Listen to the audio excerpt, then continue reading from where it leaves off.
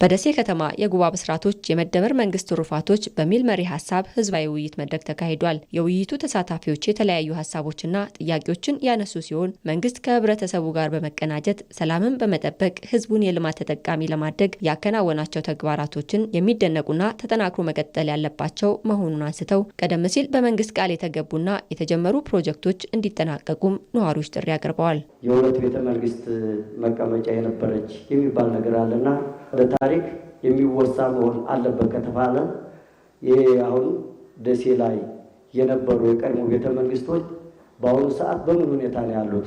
ታድሰዋል? እድሳት ያስፈልጋቸዋል? ለወደፊት ለትውልድ በምን አይነት መሻገር አለባቸው የሚል ጥያቄ አለኝ። የተጀመሩ መሰረተ ልማቶች ስራዎችን የማስጨረስ የዚህ የብልጽግና ፓርቲ ዋና ስትራቴጂ ነው።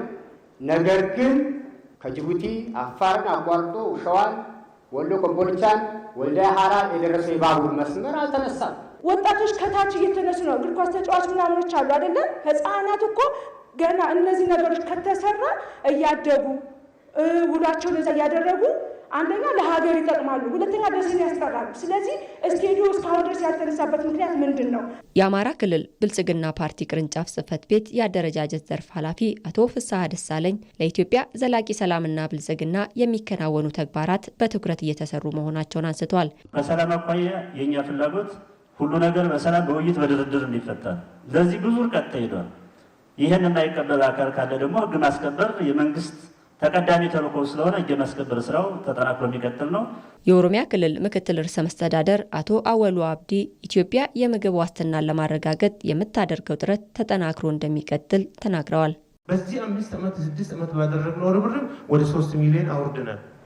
ይሄን ያደረግነው በአባት አርበኛ ወኔ ብቻ አይደለም፣ በመደመር እሳቤዎች በመመራት ክረምት ከበጋ በማምረት ኢንዱስትሪዎቻችን እንዲያመርቱ በቂ ድጋፍ በማድረግ ባለፉት ዓመታት ያደረግናቸው ነገሮች ሉዓላዊነታችንን ከፍ በማድረግ አንጻር የራሱ ድርሻ አበርክቷል።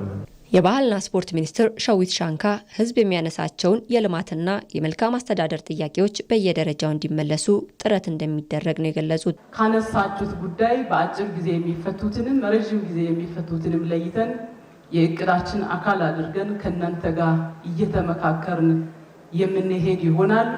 ሁላችንም ተባብረንና ተቀናይተን የምንሰራ ከሆነ የኢትዮጵያን ሁለንተናዊ ብልጽግና ማረጋገጥ እንችላለን። በመድረኩ የፌዴራል የአማራ ክልልና የደሴ ከተማ አስተዳደር የስራ ኃላፊዎችን ጨምሮ የሃይማኖት አባቶች፣ የሀገር ሽማግሌዎችና ሌሎች ባለድርሻ አካላት ተገኝተዋል።